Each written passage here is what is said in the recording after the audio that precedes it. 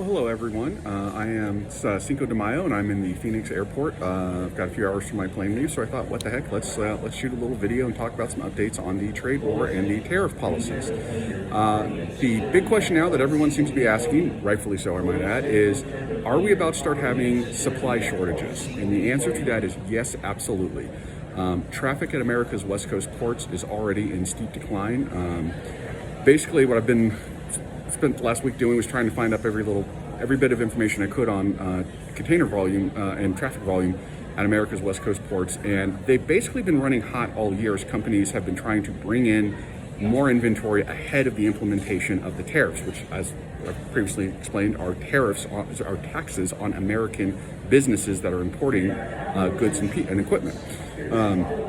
Los Angeles, Port of Los Angeles and Long Beach are America's largest port complex. They bring in about 40% of our total cargo per year, which is just mind-boggling to hear that number.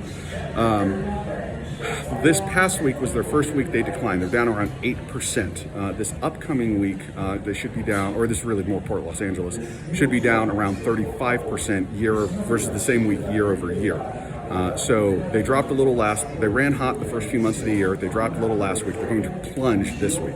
Port of Seattle has already plunged. However, they do have a bunch of ships coming in. They were down only like 4 ships in a few days ago. I've been in the Grand Canyon, so I'm not sure what the exact update is right now, but they have a bunch of ships coming in over the next couple of weeks, so it should start to fill back up somewhat, but it's already taken quite a hit. The Gulf Coast ports will start to decline in the next week or so, and the East Coast ports will start to decline in about 2 weeks or so. These are all just generalizations, by the way.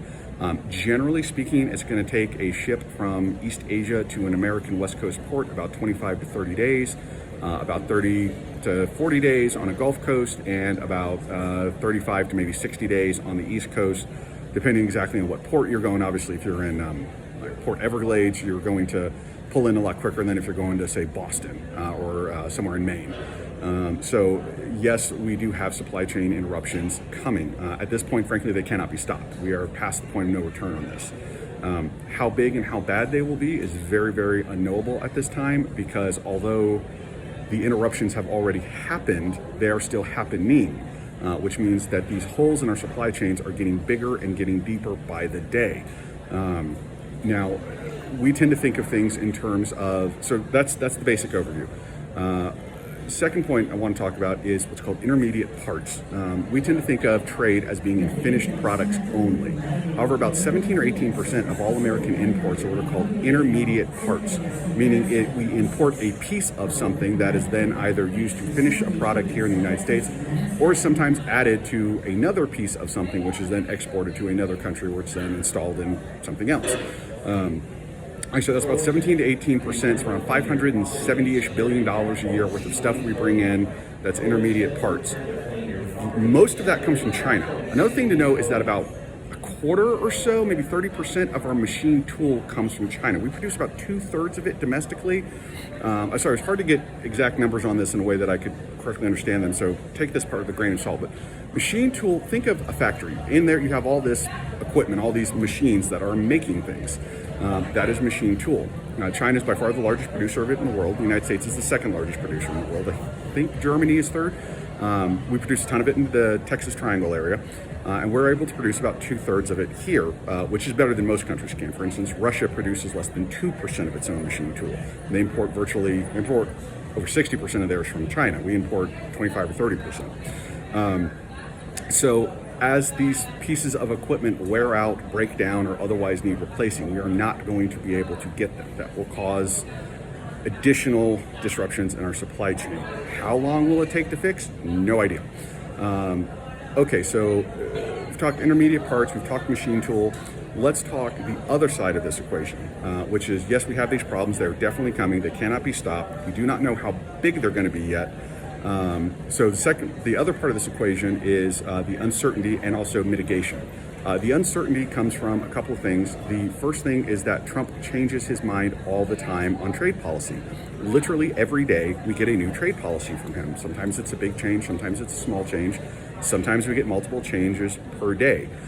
So what is the next set of changes coming? No idea. How long will it be before he changes those changes? No idea.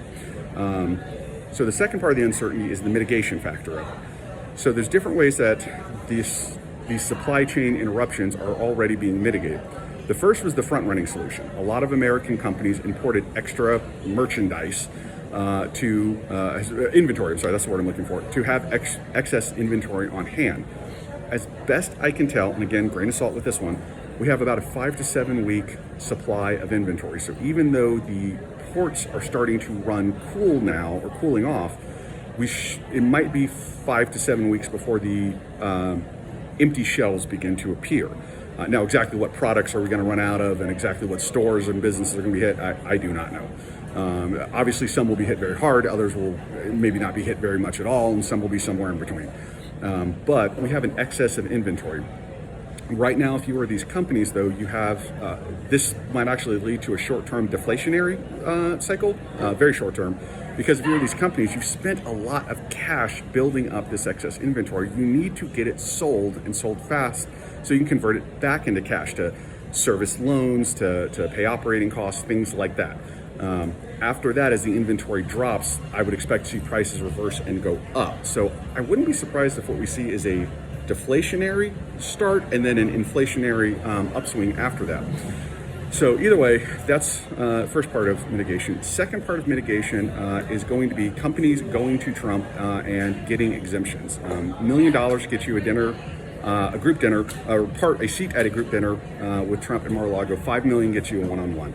I would imagine every major American importer that can afford it is plunking down the $5 million, because we saw Apple, Tim Cook goes and has a meeting with Trump, walks out, boom, he's got exemptions for Apple products. By the way, I think this can have some very interesting ramifications in the legal proceedings. Several entities are suing over these tariffs, saying that they are unconstitutional and whatnot. And I would imagine a judge will notice that Trump is using national emergency powers, and it was a national emergency before he had dinner with Tim Cook, and as soon as he had dinner with Tim Cook, it was no longer a national emergency, but only for Apple products. I would think a judge will notice that. So that's going to be the other parts. How many big companies are going to be able to, frankly, purchase exemptions? Small and mid-sized companies cannot afford that. They will not get exemptions, unless they just somehow get lucky and just fall into it. Third part of mitigation is going to be China and other countries trying to do transshipping. In other words, China would obviously be the main one. There might be some other countries that will try to do it. If you're China, you send something, instead of to Port of Seattle, you send it to Port of Vancouver, and then see if you can get it across the Canadian border and maybe pay a 20%, or the Chinese company doesn't pay, the American importer does. So let me phrase that. You're an American importer. You say, instead of shipping it to Port of Seattle, have it shipped to Port of Vancouver, and then cross it over and pay a 20 or 25% tariff instead of 145% tariff. You could do the same thing with Halifax in Nova Scotia. Or if you were a Chinese exporter, you could say, all right, when we buy our products, we're going to send them all to Hanoi or Haiphong, the port near Hanoi, and say, okay, now it's going to have the Vietnamese standard 10% tariff. Things like that. So that's the third bit of mitigation. I have no idea what's possible and what's not there, but if I were a shipping company, I would, or anyone involved in this trade, I would be absolutely trying to find that loophole and see what can be done with that. Okay, I think that covers everything I wanted to do with this video. I know that probably felt like drinking out of a fire hydrant. There is a lot going on here, but I think that covers it. And, oh, I'm sorry, there was one other thing I wanted to go over. Is this a effort by Trump to bring everyone to the negotiating table to get rid of tariffs and get us to a maximalist free trade, which is what a lot of very financially sophisticated, financially literate people in the MAGA right assume, because that is a very logical, very coherent, very financially literate take on this. The answer to that we can now say pretty definitively is no, because Vietnam, Zimbabwe, India, and Japan have all proposed that deal. They've all said, look, let's just go 0 for 0. We'll drop any remaining tariffs we have. You drop your tariffs on our stuff, total free trade. And the Trump administration has said no to all of them. He likes tariffs. Bessent is out today, again, as I predicted he would be, saying trade deals are coming. He will be out tomorrow. He will be out Wednesday. He will be out Thursday. He will be out Friday. He will be out Saturday. He will say it every single day, because that is all that is holding the markets together. So you will continue to get this announcement. It's kind of the beatings will continue until morale improves. The trade deals will continue to be announced for as long as it improves morale.